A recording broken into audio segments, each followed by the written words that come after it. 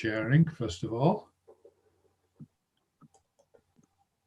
Get this fired up and right here. Let's get things sorted. So can everyone see that screen? Yep. Okay. Right. Welcome everyone. Tonight's presentation, as been said, is about James Clerk Maxwell. And this is the first time I've prepared this talk for the very first time, so it'll be interesting to see how well it goes down. But James Clerk Maxwell is undoubtedly the most eminent physicist of the 19th century. And he more or less sits along people like Isaac Newton and Albert Einstein in terms of their impact through their work.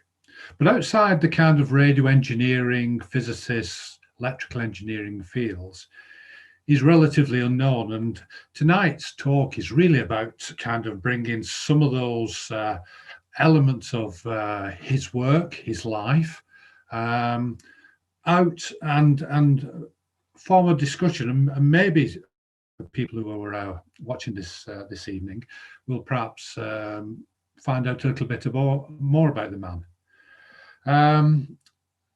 To just highlight some of the not so well-known aspects of his life, he undertook and proved mathematically the stability of Saturn's rings, which was something that couldn't have been done for over 2 centuries since Saturn was first observed through a telescope. He produced the first colour photograph in the 1860s. He defined the nature of gases, and including oxygen as well. He provided, with a team that he led, the first unit of resistance that could be used for the telegraph industry.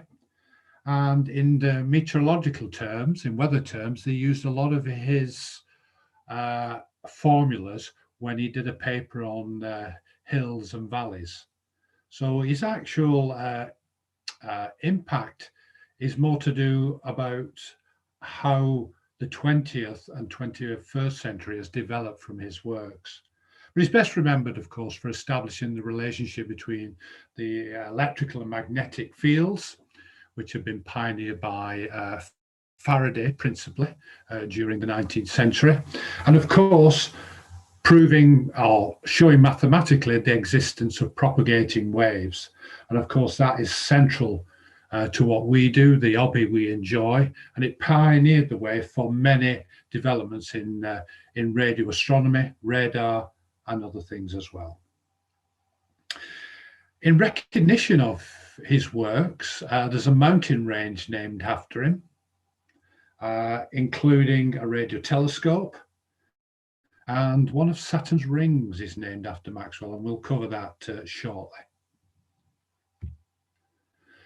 So in terms of physicists, you know, we would all kind of probably list the first two. So Isaac Newton in the 18th century, and we'd be familiar with that formula, force equals mass times acceleration.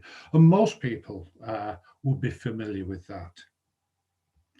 Of course, we got Albert Einstein with his famous E equals mc squared. And it's actually, you know, one of the, probably the best known or most well-known formula of all time. And it was even put into a song, Einstein a Go-Go, in the 80s. But what do we make of James Clerk Maxwell? Here's a picture of him as a young man. And there are his 4 equations. There's obviously a great difference there. You know, what do they mean? They're quite unusual symbols as well. And I think this sometimes adds to the difficulty in understanding what Maxwell produced in terms of his 4 equations that define the electric and magnetic fields that we're so familiar with today. And hopefully at the end of this session, you'll have a bit of an understanding what they mean. If anybody comes up to you, you'll have an idea, if you don't already, of what they mean. Right, let's have a look. Certainly, Albert Einstein was very impressed with James Clerk Maxwell, and you can see there that he believed that Maxwell started a new era in terms of physics. And Richard Feynman, in the 1950s, he looked further ahead and thought many millennia in the future, people look back and the most striking thing of the 19th century will be Maxwell's work on the electrodynamics, that is, surrounding those four equations that we looked at previously. So how did I become interested? Well, I'm an electrical engineer, an electrical design engineer, actually. I'm not a physicist, not a maths teacher, not a lecturer. And during my degree, I took electromagnetics. And I must say it was the most difficult course of my entire degree. I scraped through with the skin of my teeth, literally. And in there, I came across Maxwell's equation. But studying any subject, it's all about the maths, and it's all about being able to develop solutions from there on. So it was basically, turning a wheel and getting the course out of the way. But later, by accident, I was on holiday with my wife in Dumfries and Galloway, and in Castle Douglas, and just behind the traffic lights on the right hand side there's a bookstore called Barry Smart's. Went in there and we were just looking around at magazines, and I spotted a new edition of a book. It had just been published, The Man Who Changed Everything, and this was about the life story of Maxwell. So I picked the book up and had a flick through, as you do, and I thought, well, I'll buy this. And at the checkout, the owner said, are you going to go to where he's buried?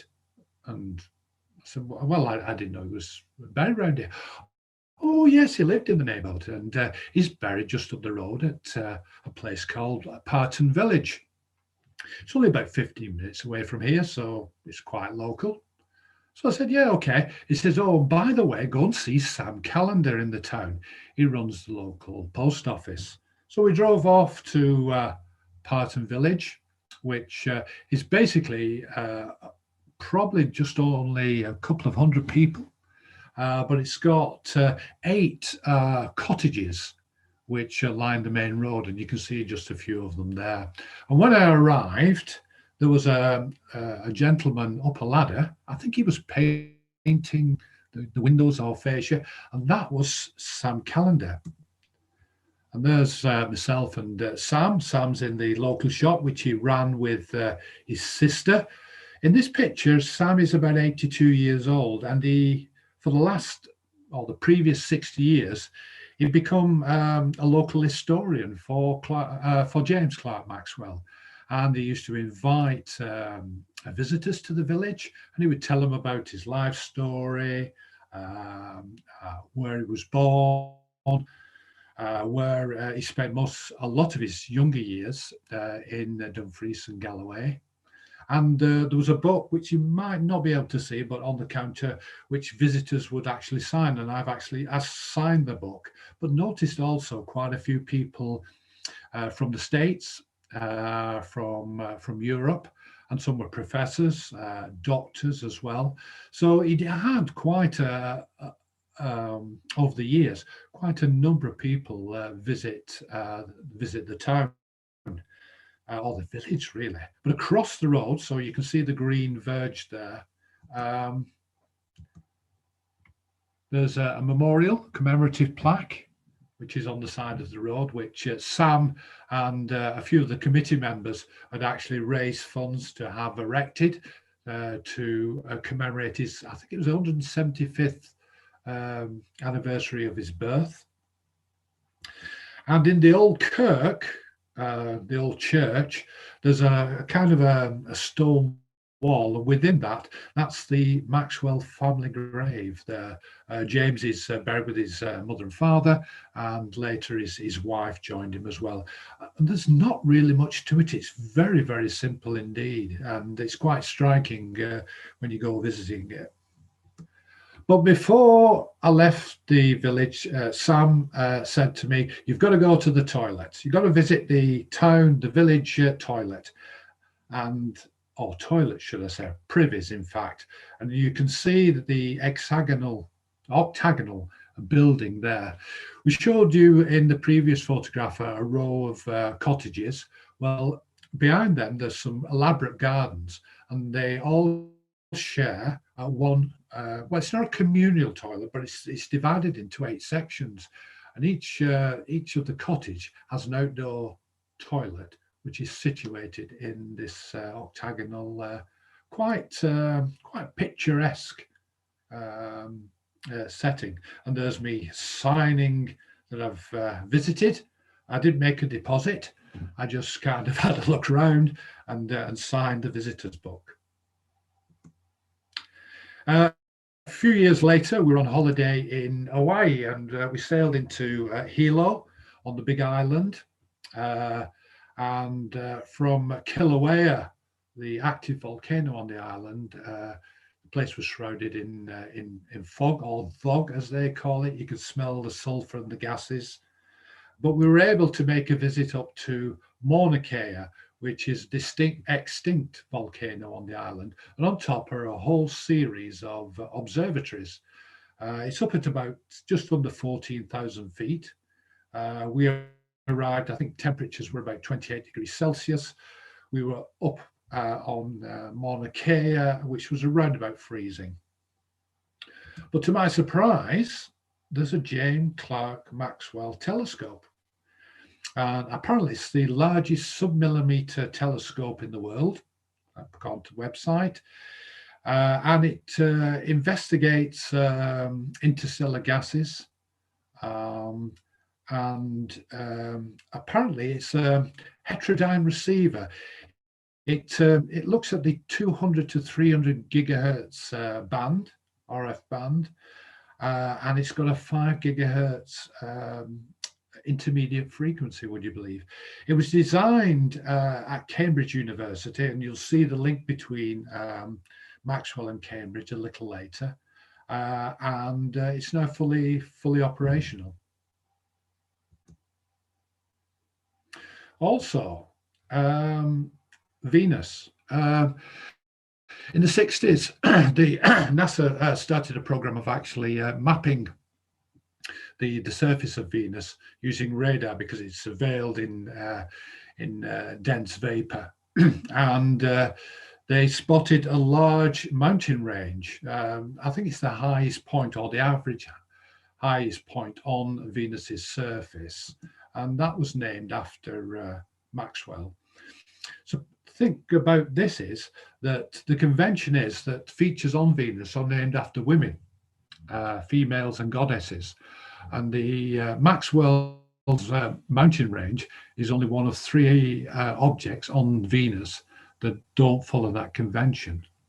But again, using radar, this was an acknowledgement of Maxwell's work in that area. Mentioned early on about Saturn and its rings. In 1858, Maxwell undertook to do some work in response to a challenge. Cambridge University was offering what was called the Adams Prize for anyone who could actually prove mathematically what substance or how the rings were composed and why they were so stable. And since 1610, when Galileo Galilei first looked at the rings, people have been questioning, astronomers have been questioning, what were these rings? Well, in good form, Maxwell did that and won the prize. And this really put Maxwell in the forefront of someone with excellent expertise and being able to provide mathematical solutions for very complex situations. it wasn't until Voyager 1, Voyager 2, and later Cassini that there was close flybys of Saturn, that they were able to look at the rings. And Maxwell's predictions in terms of the composition, well, why the rings were there and why they were stable, and the fact that there were certain motions within the rings were first noticed. And that I don't know whether you can see it. There's a slight, there's a red mark here. There's a gap in the ring. It's called the Maxwell gap. It's at about 180,000 kilometers in diameter, and it's a gap in the ring. But within there is a ringlet. It's just a ring on its own, and it's called the Maxwell ringlet. And it's only 5 meters in thickness. So it's a very small and very fine ring. Again, in recognition of Maxwell's work. So we've, as mentioned about Maxwell, but what's his story? Where did he come from? And what was his career? He was born in Edinburgh in 1831 to John and Frances Clerk Maxwell. And it was fair to say that he came from a fairly wealthy family. His father inherited the Maxwell estate in Dumfries and Galloway. And when he was about 2 years old, James and his family moved to Glenayre, the house Glenayre in Scotland, which is again in Dumfries and Galloway, not too far from Castle Douglas. And he spent the first 7 to 8 years there. Quite an inquisitive child, wanted to know where streams on the land went. He was fascinated by the bell ringing system, which were bells and wires within their home. And he was fascinated with light as well. His father gave him a tin plate and he used to use it to reflect light from the sun into around the home, and he was fascinated how this was working. And at the age of about 3 or 4, I think his parents took him outside and said, "Look, it's a beautiful blue sky." And he's reported to have said, "How do you know it's blue?" So very early age, he had an inquisitive, challenging mind. He had quite a few happy years, but unfortunately, shortly after his mother's death, they moved back to Edinburgh, and shortly after he enrolled in the Edinburgh Academy, which was a really high standard school for young Scots, which was supposedly to be equivalent to those in England. And there he learned the classics, including reading Latin and Greek, as well as mathematics. And at the age of about 15, he published his first paper, which was to do with curves and I think it was called curves. And what that was, if you put 2 pins into a board and you have a loop of string, and then you put a pencil in the string, you can draw an oval. But he used several different variations of that to produce his first paper on that. He went then on to Edinburgh University for a couple of years, and again did very well. And this time was very important because he got excellent first class tuition and improved his mathematics. And got him starting to get interested in physics. He entered he went to Cambridge in 1850, first at Peterhouse and then to Trinity College, and he completed his degree in 1854. And at the age of 24, the 2 kind of papers that he published. One was on Faraday's lines of force. This was Michael Faraday and his work that he'd done previously. The interesting thing about this is that At this point, Maxwell had undertaken no experiments with electricity or magnetism. He took it purely from the work that Faraday had done and provided mathematical solutions that described what Faraday had observed and documented. He also did some work on the colour perceived by the eye. We mentioned early on that he was very interested in light, and he continued this on throughout his career. Moving to his professional career from 1855 onwards. Shortly afterwards, at the age of 25, he was made a professor of natural philosophy in Tambora College in Aberdeen. This was quite unheard of at the time. To be a professor, you would normally be in your 40s. So obviously he was starting to be recognized as somebody special. And whilst he was there, he did his work on the stability of the rings of Saturn and won the Adams Prize for that. And this is the single most influential part of his career. This really set the stage. This really brought Maxwell up to the forefront as someone special and someone with a rare talent, and also someone who would take on very difficult challenges going forward. In 1860, he was made redundant from Marischal College because they amalgamated two departments, and they could only have one professor, so he lost out there.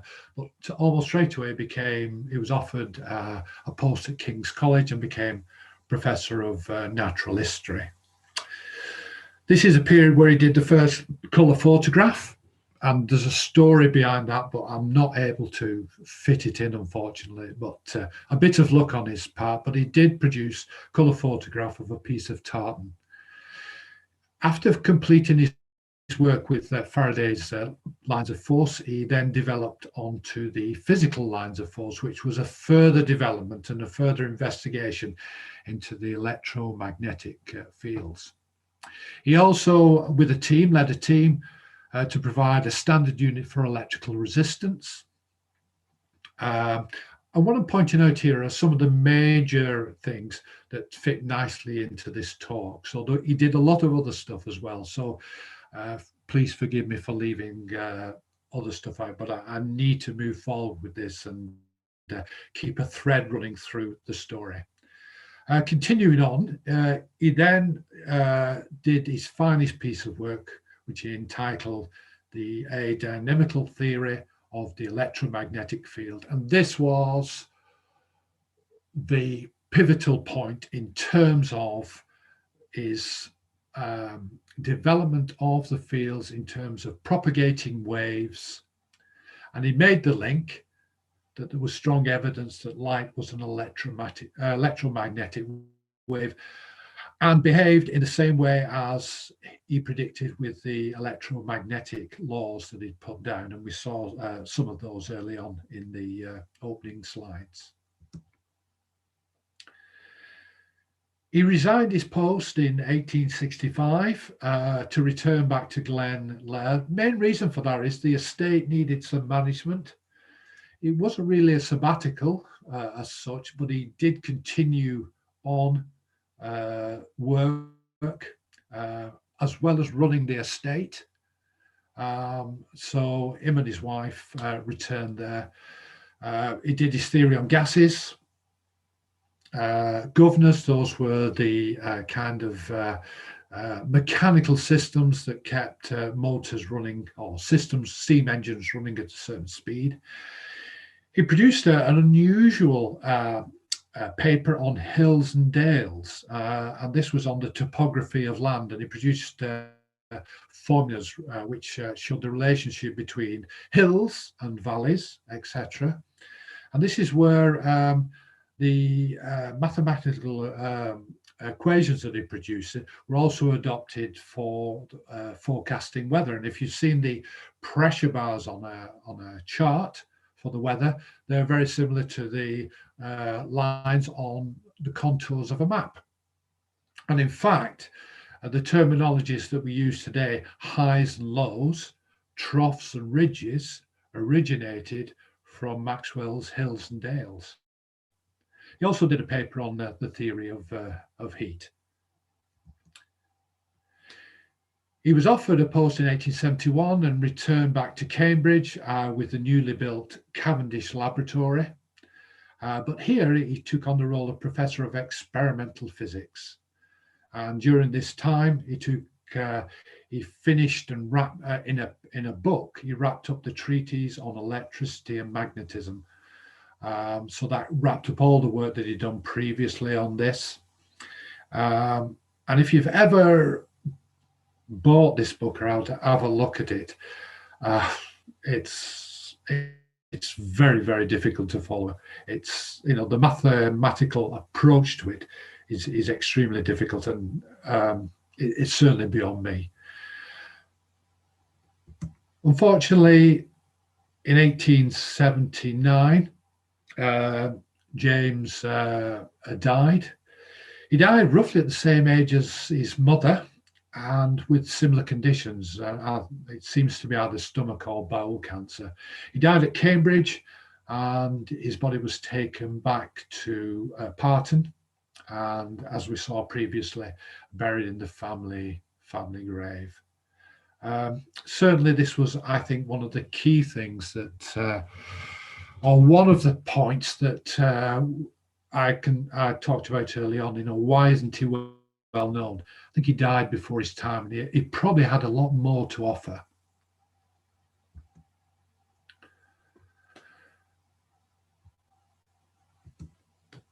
The development and the way that people had used electricity had gained a lot of popularity during the 18th century.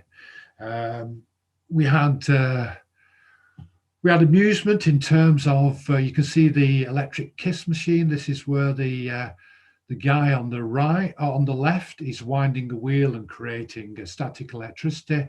The young couple there, she's on an insulated board, so she's being charged. And of course, our gentleman friend gives her a kiss, and you can see the result. The guy on the left would be known as electrician, very similar to a magician as such. And I just thought, looking at this picture, he's winding a wheel. Being married for many years, I would definitely not wind my wife up. Also, there were a lot of medical cures using static electricity. And this one here is about toothache. So it was a treatment for the toothache. But there's also a serious side to this as well.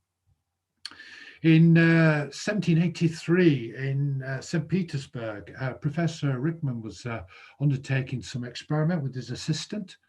And they were going to capture a lightning strike and charge up a Leyden jar, which was basically a large capacitor.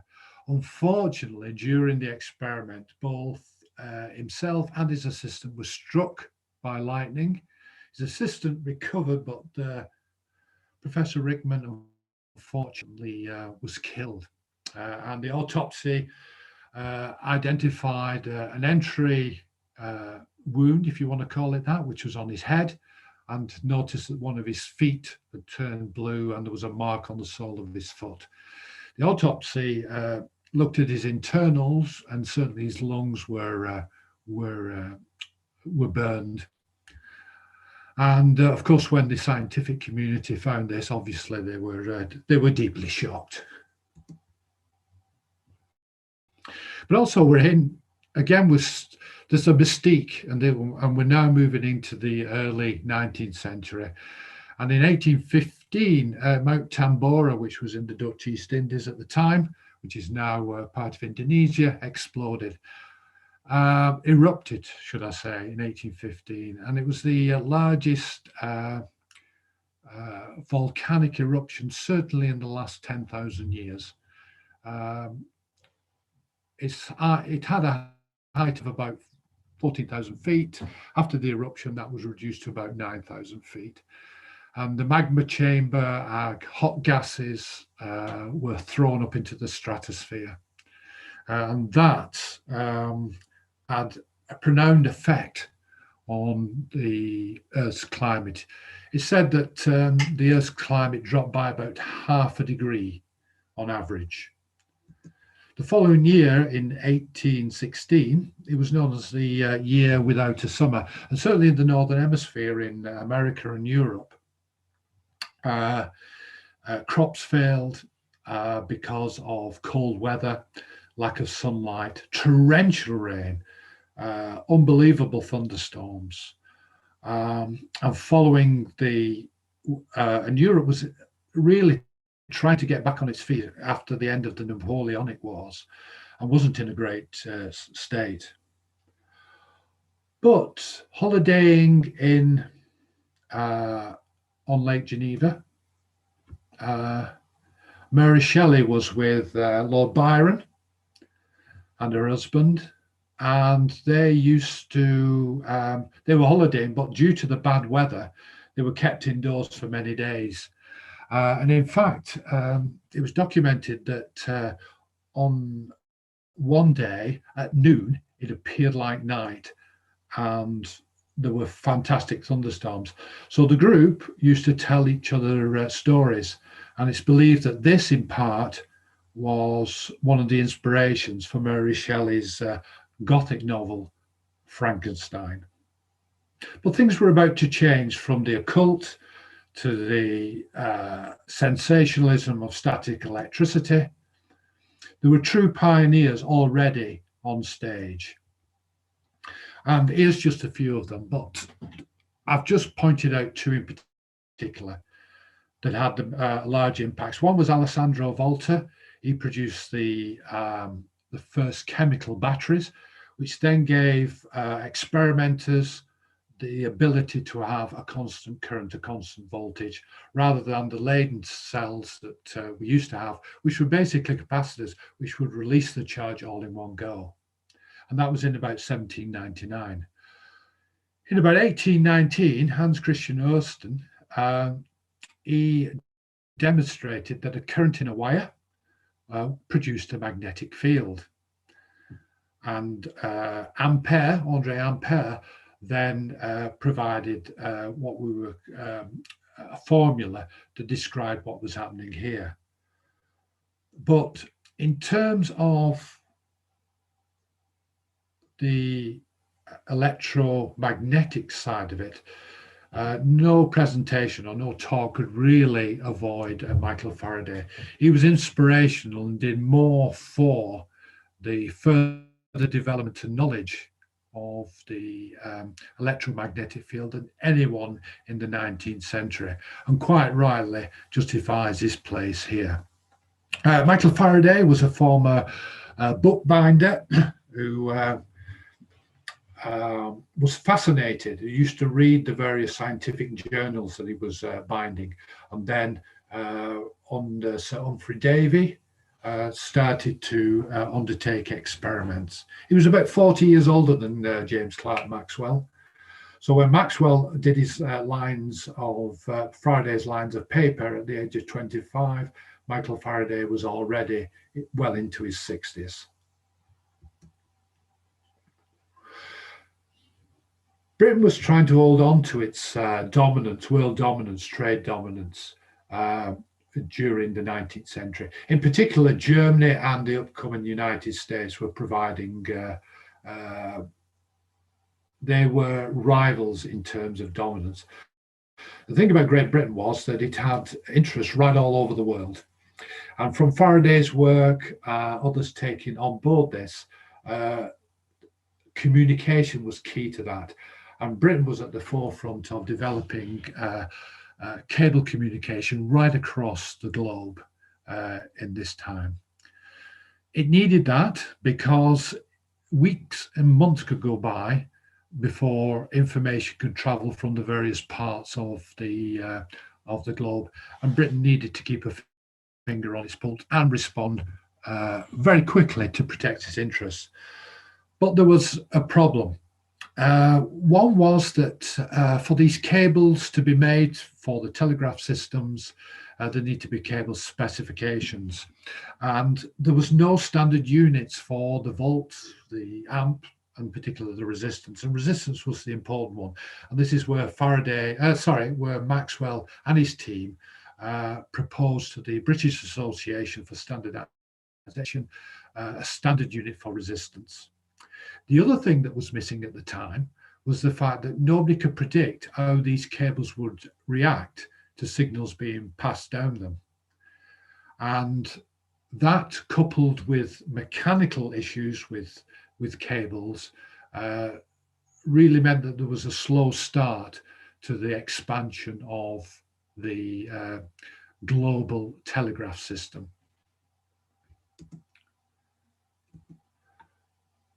The four main items that we all knew about, or that the scientists knew about, were that there were electrical charges, there were positive and negative electrical charges, and unlike charges attract, similar charges repel. There was something very similar with magnets. Again, two north poles together would repel. But unlike charges, there would always be a north and south pole. There wasn't a separate north and south pole. We talked about Ørsted and Ampere's law, where we've got a current flowing down a wire, and it wraps a magnetic field around it using the right hand rule. So if you get your right hand and you roll your four fingers up and you point your thumb forward, your thumb indicates the direction of the current, and your fingers are showing the direction of the circular motion of the magnetic field around the wire. And of course, Faraday, who had shown that an increasing magnetic field creates a current, an electric current in a circuit is generated by a magnetic field, and it depends on whether the magnetic field is increasing or decreasing, depends on which way the magnetic field, the current flows. But the question was, what links all this together? And that was one of the problems. We're all familiar with analogies, where we try to make sense of a complex system. So one of the things to do, let's take a simple model that shows a lot of the attributes of a more complex system to explain how it works. And one of them is water's in pipes and a simple electric circuit. So here's an example. So we've got a pump that represents a battery that's providing the potential, the pressure. We've got a flow of water, which is the current. And if the pipe has a restriction, which is slowing down the flow, that's equivalent to a resistor. And it gives you a simple idea of what goes on in the wire. And Maxwell needed to do something similar to get a hold and an understanding of electromagnetism. And in the previous slide, if you remember, we were talking about magnetic fields that rotated around a wire. So rotation was an important aspect in his analogy. So he came up with a well-known system which was used in mechanical engineering, which was basically drive wheels and what was called an idler wheel. And basically, if we have the idler wheel, its main purpose is to transfer the speed and the motion of the top wheel and drive the bottom wheel at the same speed and in the same direction. So Maxwell thought this would be ideal, because it's rotating, to represent the magnetic field. So if this is this model was something that he was producing in his mind to enable him to get an idea and a view on how magnetic fields were operating. So if, for instance, the top wheel is rotating in a clockwise direction, the idler wheel would ensure that the bottom wheel rotated in the same direction. And the magnetic field is running into your screen as you're looking at it now with that X.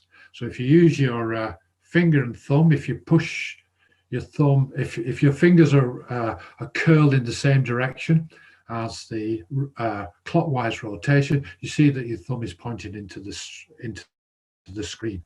Conversely, if it rotates in the opposite direction, anti-clockwise, the magnetic field is coming out at you. So that's the magnetic field. That seems to work okay. But I've also got an electrical current. What am I going to do about that? Okay, well, what I'll do is I'll make the idler wheel in the middle represent the current. So the big wheels represent the magnetic fields, and the little idler wheel in the center will represent the current. So if I rotate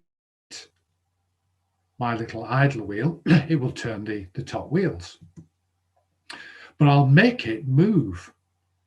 So instead of keeping it stationary and rotating as we previously see, he allowed it to move. So here, under the influence of an electrical current, and it's moving from left to right, it will actually rotate the top wheel and the bottom wheel in different directions, which is different from what we'd seen previously.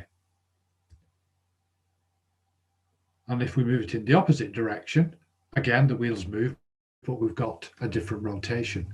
So now he's got a mechanical model, which he can explain how the magnetic field works and how he can deal with the movement of current. So Maxwell thought, well, suppose my model exists everywhere, whether it be a conductor, an insulator, in free space.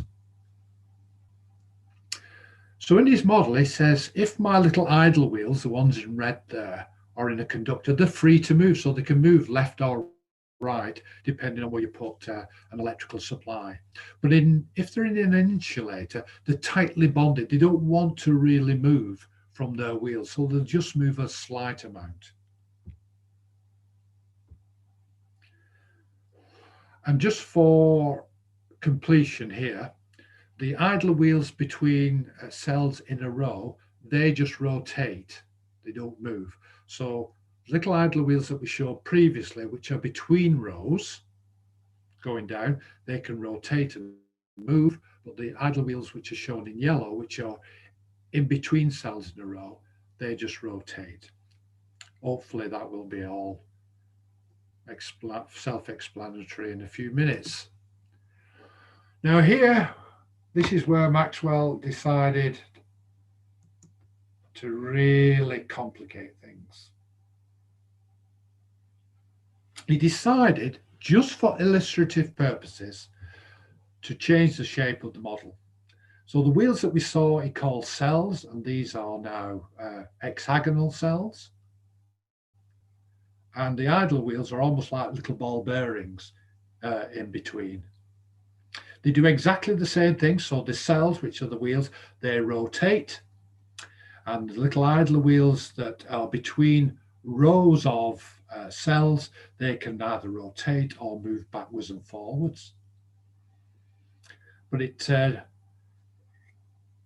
I think when this was first put forward as an idea, it was just purely to understand what the magnetic fields and electrical currents would actually do. So let's have a look at how Maxwell's model would act in a real life situation. So here we have a transformer, which we have a primary and a secondary. The primary is AB, is connected to a battery via a switch. We have a secondary, which is just purely connected to a wire, and there's no electrical connection between the two. And there's the equivalent circuit on the left-hand side of Maxwell's model. So let's see how it works. We've also got diagrams in the bottom right and top. So I1 would be the current in the primary circuit and I2 in the secondary circuit. So let's see how his model worked. So we close the switch and the current flows around the circuit AB. And in this case, we're following conventional current flow. So current is flowing from left to right, and we'll allow these little wheels, these idler wheels, also to move from left to right in that direction. But at this moment, this is an initial switch on. There is no current in the secondary circuit. The movement of those cells in AB are rubbing against those two rows of cells, and they start to rotate. The insides start to rotate. And as you can see, the bottom row, they're rotating clockwise, and the magnetic field is going into the screen. The middle row there, anti-clockwise, and the magnetic field is coming out of you. And they would wrap round together, because we talked about magnetic fields being continuous. They wrap around, and as we can see, we've got a clockwise rotation of the magnetic field around the first circuit. That magnetic field starts to link into the secondary circuit, and the middle row now start to push the wheels of the circuit PQ from right to left. This induces a current around it, I2, and we've suddenly got current flow in the secondary circuit. But everything is spinning up to speed, and as everything spins up to speed, the system starts to stabilize. And what happens is that the wheels stop in circuit PQ moving and actually start to rotate, and they start to rotate the top set of cells. And we've got now a system where we've got a current flowing in circuit AB, and no more current is flowing in circuit PQ.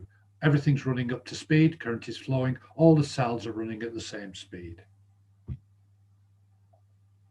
And as a result, the current actually decays in circuit PQ. So if we leave it at that state for a while, we end up in a situation where the primary circuit is drawing current, but there's no current in the secondary circuit.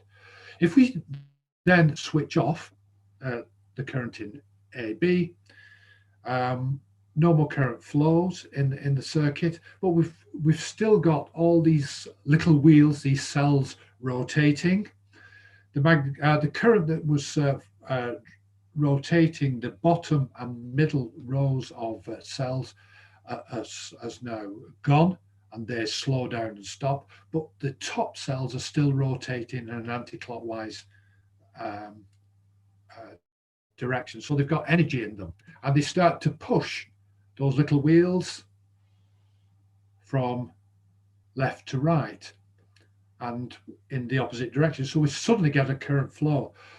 But it doesn't take too long before we get a situation where their energy in pushing those wheels around, they dissipate it, and that everything comes to a stop. The magnetic field decays, and the current drops down to zero. We're back to square one. So we can see how Maxwell's model was very similar to what would happen in a real life.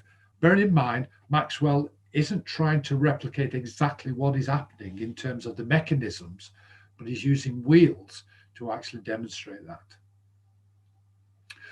But there were a couple of unusual things that came out of his model.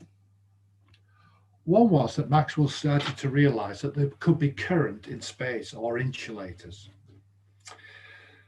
And we've talked about that those little idler wheels would be bonded to the cells. They would move slightly when you put an electrical, when you connect them to a supply, they would move, but they would stay fairly well cemented to the cells, but they would move slightly. And when they move slightly, they would cause a slight rotation in the cells. So he called that a displacement current, and this is one of the major inspirational ideas that Maxwell had, that you could have a thing called a displacement current D, which would be a current that would flow in space. And in fact, you could model this on a capacitor. When you connect a capacitor to a DC supply, a current flows even though you may have air or a vacuum or even an insulator between the plates. That displacement current would flow effectively between the two plates. So how would that actually stack up? How would this model work in terms of these displacement currents and the propagation of a field? Well, let's suppose we've got a transmitting antenna and we've got a receiving antenna. And before we start this, what I'm going to do a little conversion of the units. I've talked about a displacement current D. Well, we can relate that to the electrical field, which is in volts per meter, by that very simple formula there, where basically, we're multiplying the displacement current by the capacitance of space, the permittivity. And likewise, the magnetic field B that we talked about, that the cells generate, we can create the magnetic field H, which is in amps per meter, by dividing the magnetic field B by the permeability of free space, which is the inductance of free space. So let's have a see what happens. I'm transmitting wave hits Maxwell's model, and it's pushing the cells to the left. They in turn are generating or spinning the cells above them in a clockwise direction. And what I've done is I've shown, because the field is going into the screen, I'm showing on the left-hand side the resulting magnetic field actually going down. This will then propagate through his model. So if we have a look, we get alternating patterns and changes in direction of both the electric field and the magnetic field, H, as the cells are moving up. So the cells generate the magnetic field, and the magnetic field generates the electric field. And that will continue until we reach our receiving antenna. And what I've done here, I've taken a bit of a leap of faith here and transferred that into a diagram that you may more readily recognize, which is a propagating magnetic field. So we can see that running through. And Maxwell showed through his mathematics that this traveled more or less at the speed of light, and therefore light and electromagnetic fields were one of the same in effect. Since 1855, when Maxwell at the age of 24, 25 did his work on Faraday's field, he created a number of papers, finishing off, as I say, with the treatise on electricity and magnetism in 1873. And at his death, he'd left basically 20 mathematical equations, which were quite difficult. They were complex in nature. And there was only a small number in the scientific community and academic community that could actually understand them and follow them. And in fact, one academic said that Maxwell's work was a hard nut to crack. And also, there was still skepticism in terms of, were there such things as traveling waves? Following his death, there were a group of about 30 or 40 academics and scientists, mainly in this country, but also in America and in Europe, that took up to further develop Maxwell's theories. And again, in terms of fitting everything into this talk, I'm just going to concentrate on one individual, Oliver Everside. He actually condensed 12 of Maxwell's equations, mathematical equations, into 4 equations that describe the behavior of electrical and magnetic fields in everything, in matter, in conductors, insulators, and even in free space. We could do a talk on Oliver, an outstanding individual, but for this, we'll just stay with him at the moment. So before we move on with that, Oliver had developed the four equations, I think about 5 or 6 years after Maxwell's death. And he used things called divergence and curl. And I'm going to use the analogy system just to kind of explain what these are before we have a look at the equations. So going back to the water system again, we've got a closed system, well, more or less closed system here. So we've got a pump that's driving water in a clockwise direction into a tank. So at A, we've got an outflow of water, and at the same rate, we've got water going out down pipe B. So what we're going to do is have a look down on the tank so that we can look down on A and B.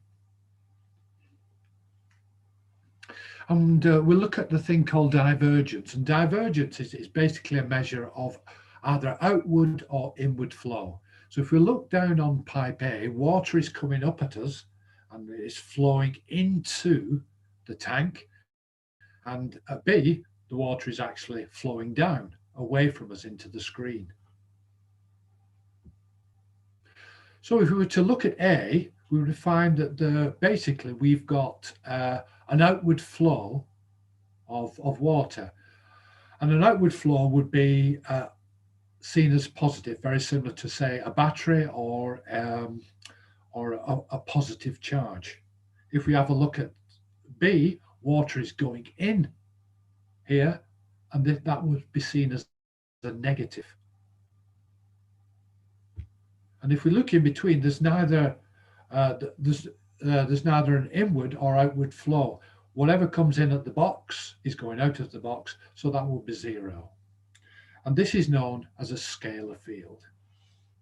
But divergence, when you think about it, is about an outward or inward flow and whether it's positive or negative. So that's divergence. Curl is much simpler.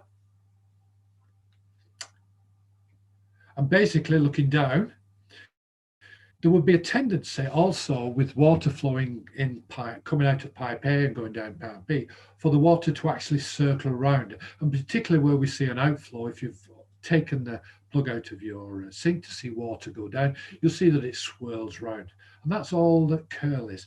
Curl is a measure of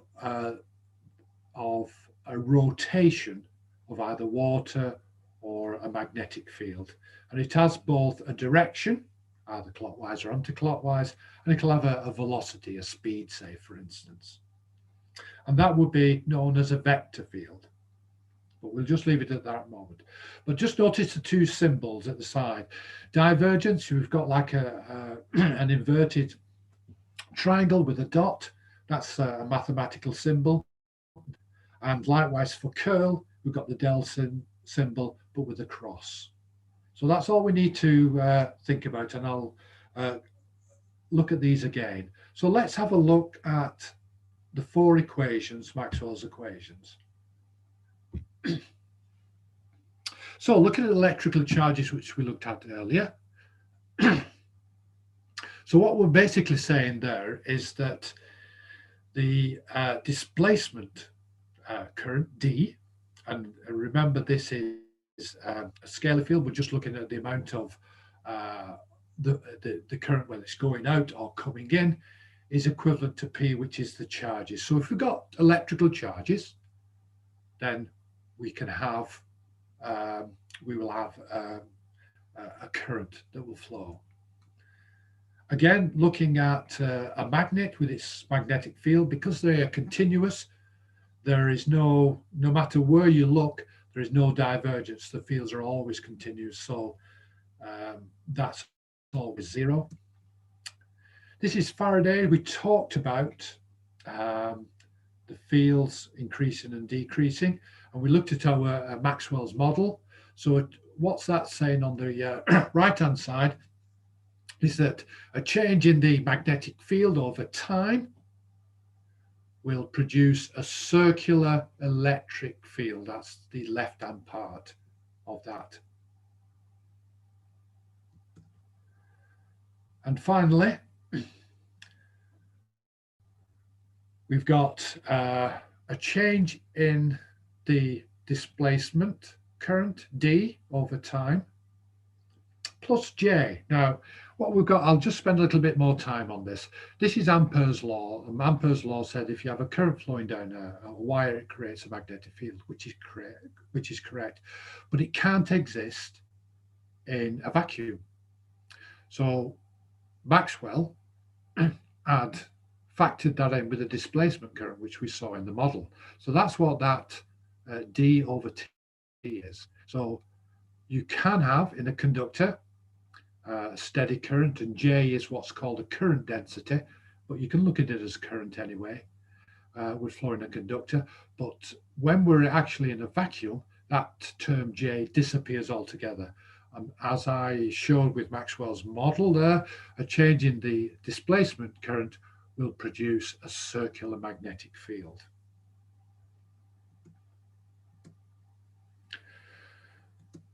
So just having a look at the terms again, if we look at the top left, so in free space, we don't have any electrical charges at all. So that term is equal to nothing, so we can ignore it. The magnetic field, continuous magnetic field, again, we can ignore that. So the two equations are now on the right-hand side. So basically, as we've discussed, a change in the magnetic field B will produce a circular electrical field, and a displacement current change in time will produce a magnetic field. Notice that the term J, which was the current, has actually disappeared. So that's basically those four equations. They talk about charges, talk about magnetic fields, static magnetic fields, which are on the left-hand side. On the right-hand side, a change of magnetic field creates a circular electrical field. And at the bottom there, an electrical current produces a circular magnetic field. And basically, that's what the four equations are.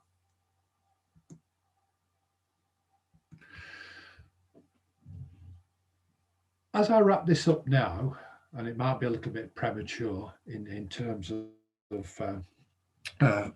what I've been talking about here, I wondered what would have happened if Maxwell lived to the age of 70.